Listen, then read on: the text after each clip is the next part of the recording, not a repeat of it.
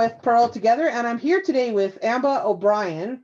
She is the designer of a ton of things. Amba is very prolific. If you look her up on Ravelry, you'll see she has well over 150 different patterns, and this is the latest that I've knit. So welcome to the PurlCast. Thank you, Donna. You're welcome. We had to figure, it was a little bit of a challenge figuring out a time. Ambah is coming to us 17 hours in the future because she's in Australia. So that was fun to try to find a time where we were both awake. And it's a very respectable hour for me, 11 a.m. in the morning. Yeah, and it's like 5 o'clock in the evening here. So it's respectable all the way around. That's great. So what I wanted to talk with Ambah about is she is the designer of the shawl that we're about to cast on for our newest knit along. This is called the Lovella Shawl, and you have yours. I have mine here, but yours is probably easier. It took me a long time to get it to look like that, so I'll have you hold up yours. It's just, it's a lovely 2-color DK with 750 yards. An asymmetrical triangle. It's just beautiful, and a little heavier with the DK for winter. It's just fantastic. Really straightforward pattern, but so much fun. Definitely a quick knit.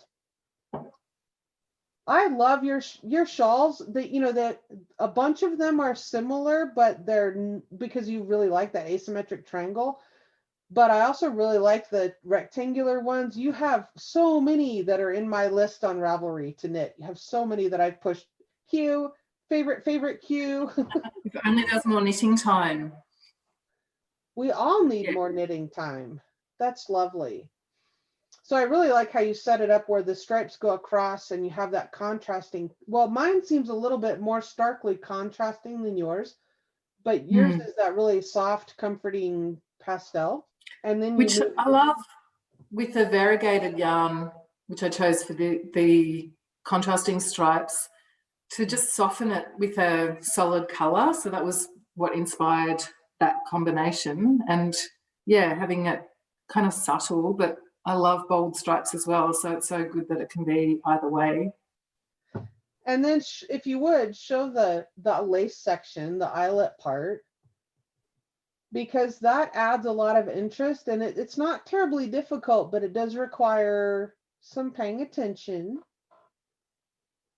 So you don't get off on your stitch count. Yeah, there's the edge shaping and the central decrease spine, as I call it, does require a bit of concentrating, and then the rest of it is simple garter stitch. I love that. I love a good garter stitch. Yeah, me too. For me, it's just meditative, you know. It's good moving. Cruise along. Yeah, love it. Yeah. Love it. You have so many fantastic patterns. Thank you. Yeah, mention your website, and then I'll put that down below in the description. Your website, and then also you're on Ravelry and Instagram, all the things. Yeah, so my website is Ambah, ambah.co, and through there you can find my patterns on Ravelry and also on Etsy, and you can find the Instagram there too. And I also have a Ravelry group where people can come and hang out and talk about the patterns and show and maybe win some prizes. And it's a really helpful place if people have questions. Either I can answer or others on the other side of the world might reply sooner than I maybe. I love that. Don't you love that? Knitters are a helpful bunch. Yes. So helpful.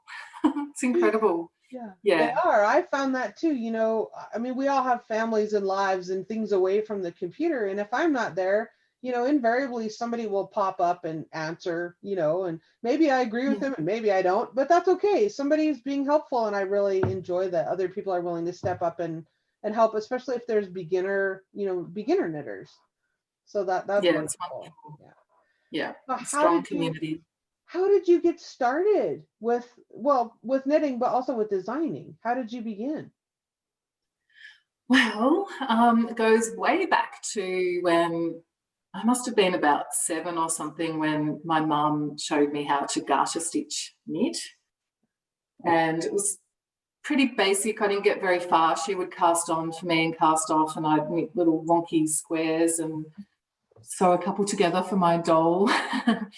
And I didn't progress further than actually knitting garter stitch at that time. As I was saying to you the other day, the purl stitch was so mystical to me that my sister, who was younger, annoyingly was able to do it. But I couldn't. And I really wanted to make that smooth fabric, the stockinette fabric. Yeah, but I didn't really persevere. I was always very crafty, loved making things and drawing and doing things with my hands. So it's kind of surprising that I didn't take up knitting fully then, but I think I was a bit overwhelmed. My mum and her mother were incredibly proficient knitters, and I just did such detailed work. In the 80s, knitting was pretty popular, and there was lots of colour work, designs, like baubles. I just remember mum knitting a jumper that she would have made up as she went along, knitting stripes of different stitches, and there was moss stitch and the bubbles and some colour work, and it just looks so hard to me. And they seem to knit really fast and chat away. My grandmother made a beautiful entrelac jacket, which I wish I knew where that was now. It was just incredible, and I would wear it. Colour work jumpers for us, just so many beautiful pieces. So I think I was in awe of what they could do, and maybe didn't think that I could do that. Yeah. Yeah. And I actually, for most of my life, thought I'll never be a knitter. Oh, well. You felt kind of intimidated by that. I suppose I did, yeah. And,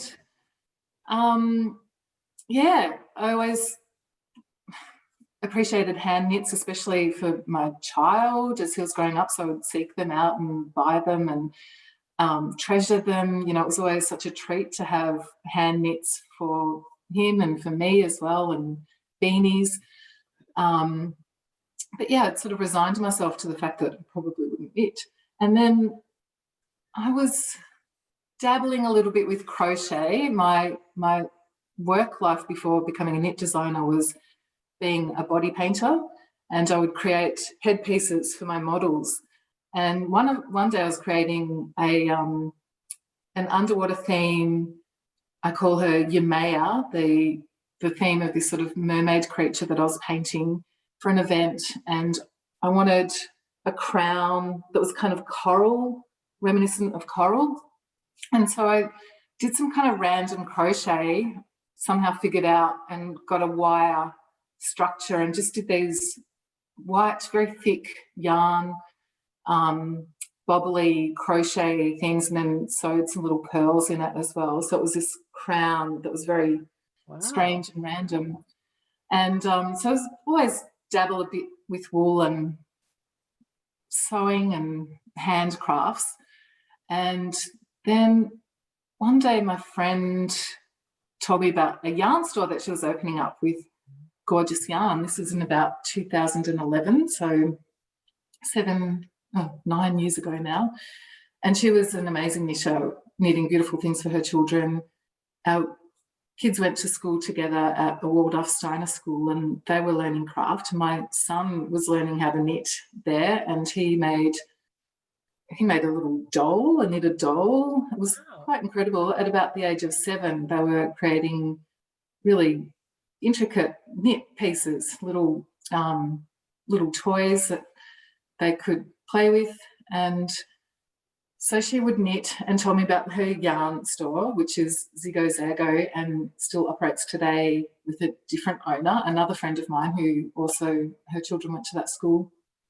And she was amazing. She would knit entire farms, little miniature farm animals, which was just so incredible. And again, I felt overwhelmed by that. I would sew little felt versions, but I didn't think I could knit anything like that. And so I visited my friend's yarn store and was just taken by the beautiful hand-dyed yarn that she'd chosen. It was just gorgeous. And as someone who painted, to me, it was very much like a palette of colour and texture that was really exciting. So I bought a couple of skeins of yarn, and I had no idea what I would do with them, but I thought maybe I could crochet some wonky thing with them or something. It was pretty deluxe yarn though, so it was a bit precious. And then she suggested a really simple pattern to me, which is a triangular shawl striped or garter stitch called the Baktus shawl, which is a free pattern on Ravelry. And I love wearing shawls, so it made sense to me to make something that I could wear, and that would hopefully be simple enough. And so I enlisted the help of my son to teach me how to knit again. He showed me how to cast on and cast off, and he also taught me how to purl, although I didn't need to for that pattern. And yeah, with also YouTube and my friend with the yarn store, I just quickly knit up my first shawl and loved it and wore it, and was so excited by the fact that I could now knit. And she had also told me about Ravelry, so I was just trawling through all the amazing patterns there and becoming really inspired. I knit another Baktus with Madeline Tosh yarn. So with the Madeline Tosh, I used a grey and a cream, and it's just like a classic shawl that I still wear a lot. It took me a long time to knit it. I had some needles that I bought from the thrift shop, and the yarn was just so indulgent to buy these 2 beautiful skeins of yarn, but every stitch was like magic to me, that it was only a softly variegated yarn, but just that subtle change in colour tone. So every stitch was like, wow, you know, it's just alive, it's so vibrant. And she wanted me to finish it so she could take some photos and post it on Instagram. And she's like, have you finished that shawl yet? I'm like, oh, I'm getting there, knitting away. You know, it took me months to finish that one. And in the meantime, anytime I made a mistake, my son would pick up my knitting and inspect it and point out if there was a hole and make me fix it up. So he was quite the taskmaster in making me just accept that you've got to rip it out, I guess, and, you know, re-knit it. So, yeah, I finished that shawl and loved it, and then just quickly became obsessed. I was feeling pretty burnt out from the work I'd been doing, which was teaching workshops in face and body art, doing body painting and also children's face painting. So I was working weekends predominantly and travelling a lot. I had some pretty exciting opportunities where I'd travel around Australia teaching, travelled to the US, travelled to New Zealand and Hong Kong doing various body art assignments and teaching. And I was just burnt out. I was actually pretty burnt out, and took to knitting with great gusto, just like that was my healing kind of activity. And it was exciting because I could make things that I could wear, the things that I admired other people doing. So I quickly made a cardigan and hats, and yeah, just pumping out knitwear. I made at least another 2 Baktus shawls. I was a bit obsessed with those because they were just the perfect wearable shape and such a fun way to play with colour, a simple pattern that you can, I was using Noro yarn. Okay. So 2 skeins of the same colourway and striping them against each other. I did a couple like that. That was just so much fun. So yeah, became really addicted to knitting, obsessed. And as we all are. I mean, if people are watching this podcast, they are too. Yeah, exactly. Yeah, so then it wasn't. When did you start designing then? Not much later. So 2012 I started knitting and that's when I started knitting, early in the year. And then really about a year later, in 2013, in February, I released my first pattern, which that's fantastic. Yeah, it was not something I expected to do at all, and it's been such an amazing journey since then to end up here as a full-time designer. That's amazing. I looked at your Ravelry, and you have like 170 something patterns available. That's quite a treasure trove. That's a fantastic. Yes. Yeah. This is Peanut. He had to come sit on my desk. Hi, Peanut. He's very cute. He is the channel mascot. He makes appearances on my Instagram quite often. So he was a barn cat that ended up coming inside. Oh. Yeah. But that's, so you started designing right away. And here, like many of us have been knitting for, years and years, and just the whole notion of designing kind of makes my head hurt. It seems really hard. Writing it can certainly be challenging. Yeah. And there's definitely blood, sweat, and tears involved. And I mean blood when I stab my thumb so much with a needle. And great pleasure. I mean, it takes discipline to do it, and a massive learning curve for me too, because I hadn't been knitting for years. So imagining things and then having to figure out how to create them. Wow. Yeah. Because you were a newer knitter when you began. That's really impressive, because you didn't have that experience of knowing what different stitches cause things to be shaped or go different directions. I mean, you had a sense of that, obviously, but maybe not the experience that a lot of other people have when they begin designing. Yeah. Yeah. So I think you learned really fast. The amazing resource that helped me educate myself. Yeah. Yeah. And largely because I did so much. So in terms of hours spent, I gave myself a lot of time. As I said, because I was feeling burnt out, I just took a bit of a step back from the work I was doing and had a lot of time. So while it was quick, it was maybe for someone else doing the equivalent of the hours that I did in learning in that first year. It might take them a couple of years to do that, or I had a lot of time to put into it. So yeah, that makes sense. Now, one thing I wanted to say too is we've done, if people are interested to go back and see, we did a knit along a couple of years ago with your Inara wrap and loved that. So I have a whole playlist on the channel. There's a playlist for the Inara videos where, we just showed the different techniques and what to do if you make a mistake in lace and how you could go back and, fix that without having to rip. And right. So I don't walk you through the pattern step by step because you need to buy the pattern and I don't want people to just be able to knit it off the video. But I do show the techniques and how I chose to change colors and weave in the ends as I went and fixing lace and that kind of thing.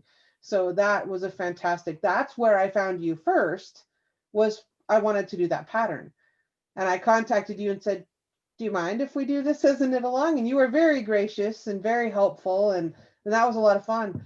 And then we wanted to do this one, and I'll take this one off because I want to show the viewers this one. And our cast on for our knit along coming up will be October 13th. And this is the colors that I chose from a local dyer in Ogden, Utah, or in Layton, Utah. And see that variegated. Gorgeous. Yeah, love that. And then the solid as well. So I'll put links down below. You can still order this kit, these 3 skeins that go together. You can still order this one. And then we also have another colorway, which is, I'm in the middle of this one, obviously, because I'm videoing some technique videos that will go along and be uploaded as we progress throughout the knit along. My cat's in the way. Here's the other color. And then there's the contrasting, and it has, speckles of the purple and the turquoise that match this. And anyway, those kits are still available, only limited time, but these are DK, 3 skeins of DK, so you can absolutely knit from stash or go to your local yarn store and find something that works. But I think your patterns are brilliant. I love that spine with the central double decrease. I love that because it helps me keep track of where I'm at. And it's not exactly in the center, it's offset, but it's a good marker nonetheless. Yeah. Yeah, and I've created a few designs with that concept because I love the way it creates the bias Right. pattern Right. there. Yeah, so it's good fun. At first, for me, and I imagine for many knitters, I really needed to have a marker to keep track of that. Yeah. But now I can pretty much just feel it with my thumb and Oh, know sure. when I'm And it's getting easy to see, you know, in your pattern instructions, it said, you know, knit to one stitch before the marked stitch, but you can tell which one is the spine and one stitch before that, particularly when you're on the right side, you can tell. I used a marker for about the first 3 rows and I was like, I don't need that marker because it was a pain to move it. And I got lazy. So what was the inspiration for this particular? Do you just have ideas of what you want things to look like and you're off and running? Yeah. This was a around Valentine, right? I released it around Valentine's, which so Lavetta was a romantic kind of name that I gave it. I had the first shawl I did with this particular shaping is Kalara, which is just striped. So it's just, 2 colours striped together. And it's been a really popular design. So other people have liked the shape as much as I have and enjoyed the pattern. So I wanted to just use that shape again and explore it a little more. And also the idea of a DK weight. I don't do as many DK weight shawls, so I wanted to do something DK. So just to clarify for viewers, the Lovetta with Lovetta, that's the fingering weight version. I get confused. Lavella is the first one, the DK weight one. Right. And then Lavetta I released, I think it might have even been a year later, the fingering weight version or sometime after. And I knit them in very similar colours, so my brain finds it hard to differentiate. So I'm sorry if I No, that's okay. That's all right. Yeah. So, and again, just that working with beautiful hand-dyed yarn, not needing to do much to make it shine, like garter stitch is just so perfect for highlighting the gorgeous yarn. And then, I just wanted to have it simple that was wearable and would go with a lot of things, but also relaxing and fun to knit. Yeah. Yeah, and I love that this pattern lends itself well to like that variegated with a solid, and you could do so much with this. You could even do it as a gradient if you wanted to, and then have it. I was thinking about that too, and you could have. We have somebody in our group that's doing the stripe section with 3 colors, and I think that's really interesting. So we'll see that comes how she incorporates that and what she decides to do when she gets to the lace portion, because I asked her if she goes and she's like, well, I don't know yet. I'll decide when I get there. I don't know. And that's what's fun about the simple patterns too. It really gives the knitter so much to play with, to spark their imagination and their color choices, which I love. I love seeing everyone's that too. When I go to some of your designs and then I go look at all the projects on Ravelry and see what all the different things people have done with that pattern, it's fantastic. And I love your patterns because they lend themselves so well to that kind of imagination, and it's a great springboard for people to do all kinds of things with their own colors. Yeah, it's lovely. And then I get inspired all over again when I see it. I think, I must knit that color combination. It's cyclical. It's quite exciting. The cast on for this, the Lavella knit along, the cast on for my group is October 13th. So, which is next week. We'll do this for the month of October and maybe into November. And then you have some fantastic event beginning December 1st. Would you want to tell us about that? I do. So I'm excited. I'm so excited. It is exciting, especially talking to you about some of the ideas that we were discussing earlier. And I've never done one of these before. I never have. I don't know why, but now I'm super excited about it. So each year, I think this is the 4th or 5th year, I better do my research on that. I've run an annual knit along called an Advent Cal. And the idea is that I was inspired by some Advent yarn calendars that I spotted a few years ago. They're becoming incredibly popular now, so most people probably have encountered them now. And I love the idea of each day knitting a small portion of something with a yarn that had been unwrapped that day, and that just being fun and exciting. But also the idea of the cowl for me came about when I started thinking about December being a difficult time of year for people, and so creating a space that's a nice hangout for maybe people who just want to escape the madness or need some company or whatever it is, need to nurture themselves a little bit. Maybe they're giving so much to their families. So just create a space that's just fun and a little bit decadent and joyful. And so to add to that, for the first 25 days of December, the Advent period, I have beautiful prizes to give away. So it's generally random drawing and a couple of other methods that I'll give away through the chat. So over the years, many yarn dyers have started creating beautiful kits and have become involved in the knit along, and they will sponsor gorgeous prizes. So lots of dyes represented, like skeins of yarn and project bags and all kinds of gifts. It's really exciting. So it just feels very fun for our community. And so just to clarify though, you have designed some patterns that are specifically for 25 mini skeins.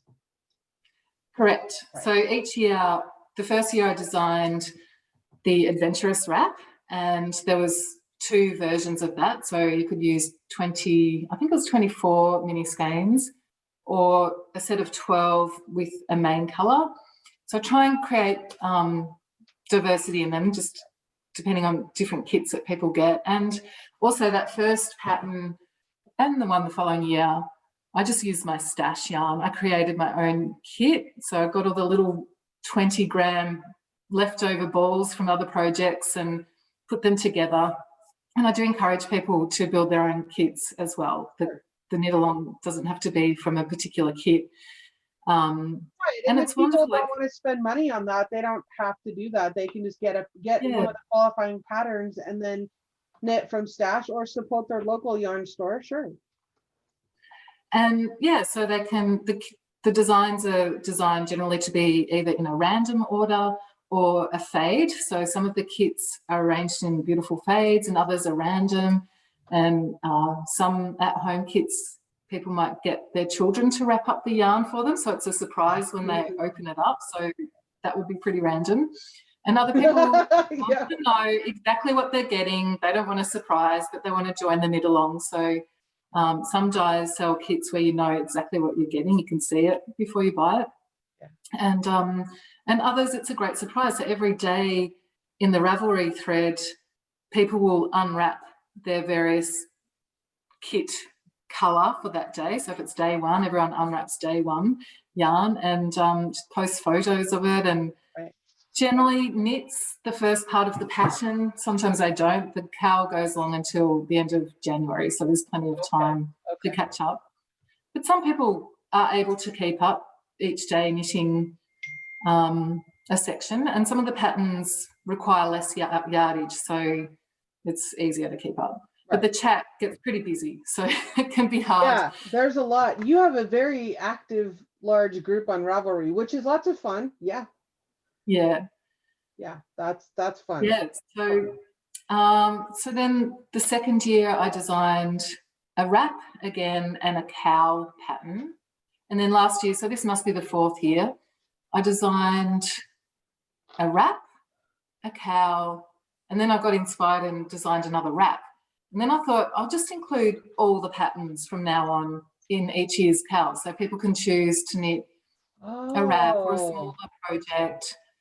And then this year, so I had 6 patterns at that stage. This year I got really crazy. It must be pandemic fever or something. And I've designed 5 new patterns for this year. Wow.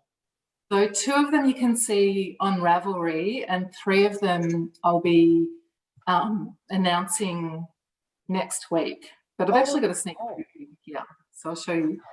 But published on Ravelry is a pillow. So we've got a Radvent my 5 patterns this year are all called Radvent, Radvent, Radvent. So there's Radvent Pillow and the Radvent Cardigan, not this. They're both on Ravelry.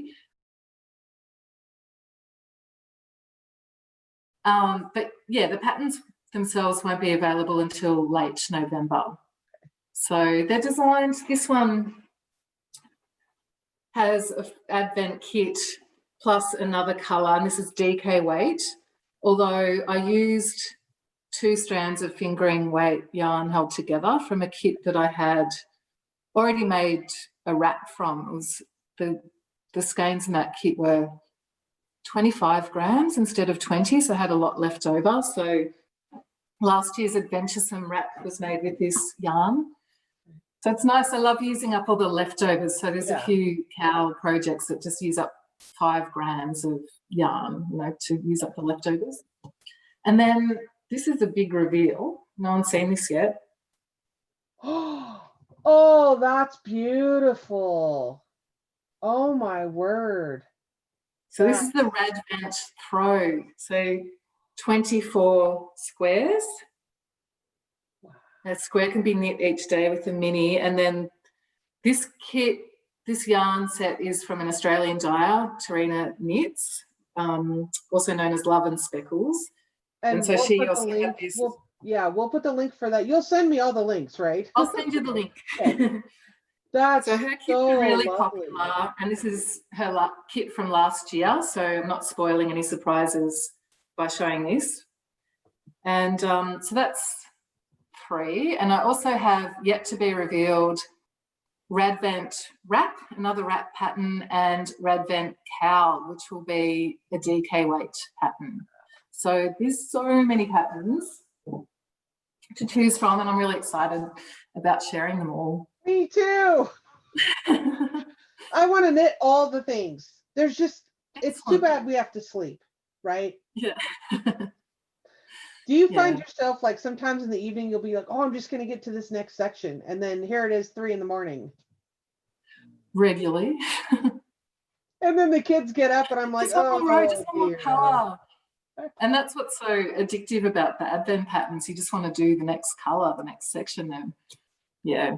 The throw was definitely a big project, but and I also did it in a lot less than 25 days because I was kind of rushing to get it done. So yeah, it's pretty big. Oh, I know what I'm buying for myself for Christmas early. An Advent kit? Yes. Oh, that's exciting. I'll put all the links to everything down below. I'm just speechless over that. I can't believe I've never done one. And that just seems like a little present every day. It's so lovely. And I know that it's named after a religious event. I'm not sure exactly how to express that. But it is a non-denominational knit along, and while I'm inspired by the daily Advent calendar, we have people of all kinds of lots of cultures and religions and beliefs. Everyone's welcome, and it's not really a religious thing unless that's meaningful to you. It's okay for people to have their own, whatever's meaningful for people. For me, I get excited when solstice comes, summer solstice, and that's a thing that's exciting to me. And in Australia, it is summer when it's Christmas time, so it's quite a different feeling for us here. So I love that, and I love that it's inclusive. I mean, it's just we're borrowing this season for the 25 days, because it's fun.